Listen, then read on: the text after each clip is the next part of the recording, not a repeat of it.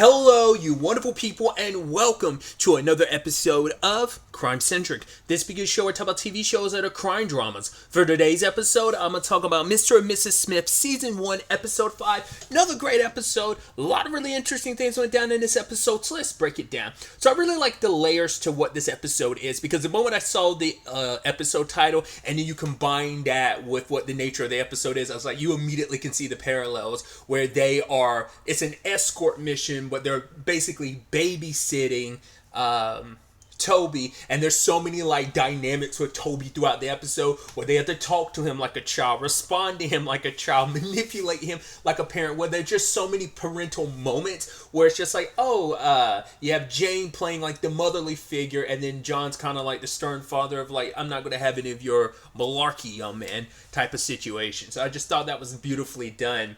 And also that the person playing that role is, because it's like he's being treated like a child, it's Ron Perlman, who is just like a big dude. So it's just like almost like, caring, like it's like babysitting a massive baby to some extent. It's just, there's so much to that. But I love it started off with them kidnapping him and having to explain like, hey, we're not going to hurt you, Toby. You're going to be fine. We're going to take you somewhere safe. Like I said, Jane playing a lot of that maternal stuff, as John puts it later on.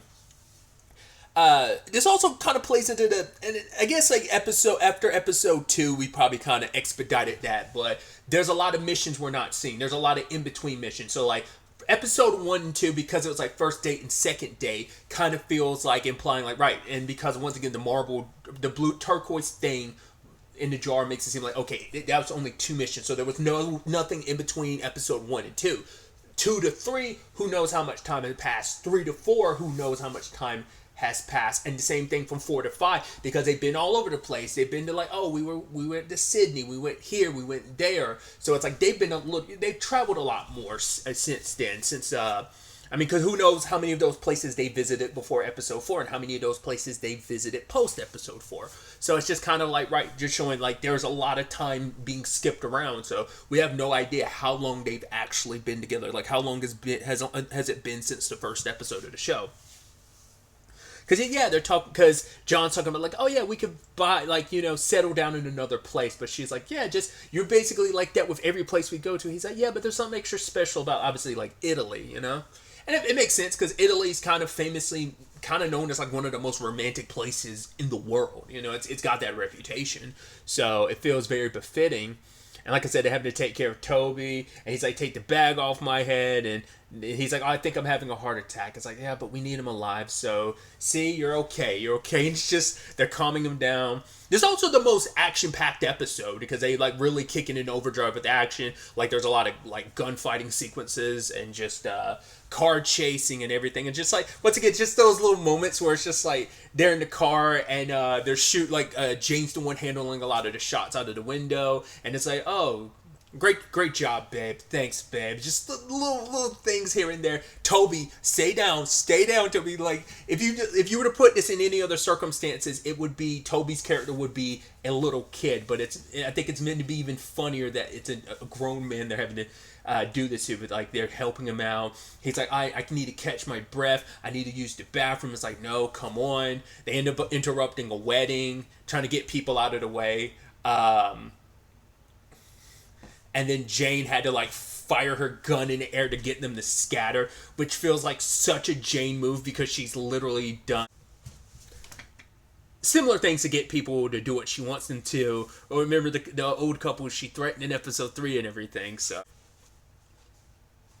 I love that moment when they were like trying to get him to hop over that fence, and I love that John's like, does he not realize we are in a hurry? Come on. And Jane's like, come on, one leg over the other one. And then he's kind of scared. He's like, oh man, I don't think I can do it. He's like, fuck this. I can't do that. He's like, no, you can't. And pushes him, pulls a full Homelander on him. And he's just looking at him like, you motherfucker. Which I love the way Ron Perlman specifically says. Poor Toby ended up pissing himself too because of it. He's like, I told you I had to go to the bathroom. So they end up managing to get away. And they end up going to a place which John knows the codes, got the key to, and everything because he bought the place, and it's meant to be like a surprise. But it's like that's a pretty big financial thing to do, to kind of spring on someone, because it's also like you kind of made the decision unilaterally. I get it, you're trying to surprise her. That's why he was really pushing Italy, like, oh, at any place, but oh, this place in particular, no, it's extra beautiful, because he'd already bought the place. It's like, well, it worked out because we needed this place so we could have a safe house to kind of hang for a bit. But it's like, yeah, but you didn't know that ahead of time, so it's just kind of like, well, I can't believe you made this decision on your own and stuff like that. She's like, no, I like the place. And I love Toby, like, hey, as someone who has a lot of money, it is a thing of like there's dangers that come with buying a house in a different country, because it's like, yeah, even Jane called, because it's like she even said, like, see, I'd tell you that decision all the time of like, yeah, someone with a lot of money spending your money recklessly, that's kind of an issue.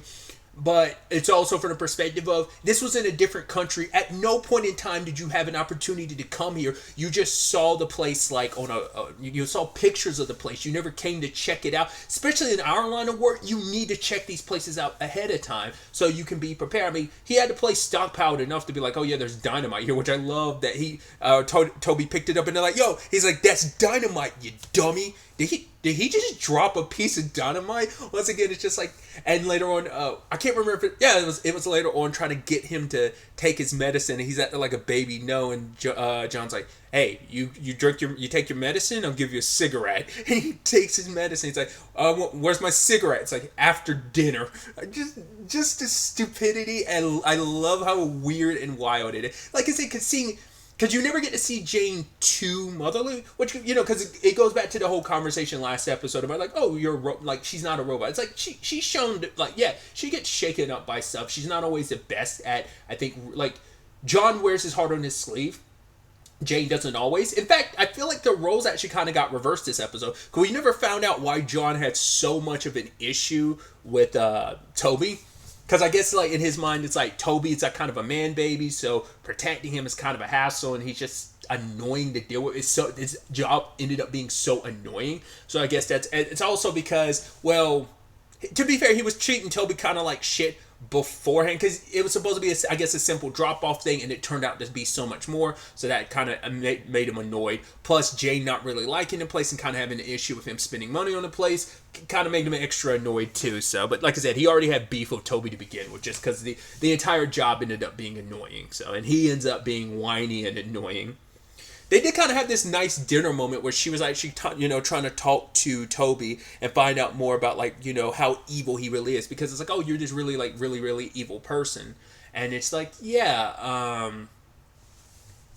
he's like, on a scale of evil, are you Zuckerberg or are you Hitler? He's like, well, I'm not Hitler evil. But he's like, oh, speaking of Hitler, like, you know, when I was in Argentina, like, you know, he's still alive and stuff. Which I think is so funny, because if you don't know, there's an Amazon Prime Video show based around that whole thing. So I just think that's kind of extra funny. But yeah, and he's like, oh yeah, like,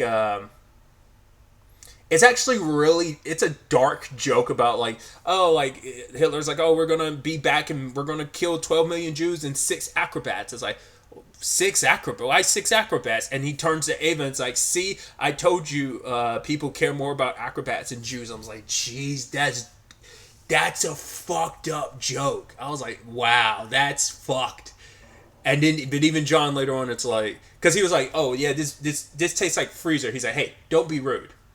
6 acrobats. He's like, see, you don't care about the Jews either. It's like, there's a little bit of, like, moments like that where it turns out, okay, John's kind of easing up a little bit on Toby, but then he kind of still kind of goes hard on Toby later on, because it's like, because he knows John doesn't like him. He knows, it's like, oh, you like me. And it's like, I love Jane being like, who says I like you? He's like, trust me, you like me a little bit. It does make you wonder, why did Jane kind of, like, latch onto him? They have, like, two very different experiences for this mission. Like, yeah, it has its annoyances, but Jane balances that out with her talking to Hi, which I think is so interesting, because that speaks volumes on so many levels. Because it's like, oh, I want to talk to you alone, Jane. Not John. How is John as a partner? Oh, you know, it's like, oh yeah, we you know, are very different how we want to approach things, but we make do. It's like, yeah, good, because John is your partner. Because I think it's so interesting, because I didn't even think about it, because this actually goes in conjunction with last episode. I didn't talk about it, but Jane and the other Jane were talking about it, about, oh, anytime they're doing like debriefings or like reports and stuff like that, John is always there with her, and she's like, yeah, because I don't want to feel like I'm missing out on a detail or something. But the other Jane was like, yeah, I'm the one that handles all that. John, like, he's good in everything with everything else, but not this, so I handle all of it.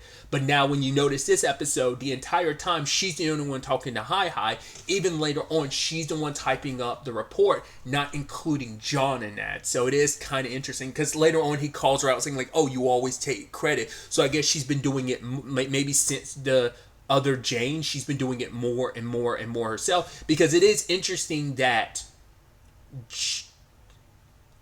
Hi Hi has always been more interested in Jane than John, because once again they both came into this for different reasons. John clearly for the money, and maybe they saw that John is soft-hearted. When you look at probably some of the reports like episode 3, like that was John being soft-hearted, so on and so forth, right?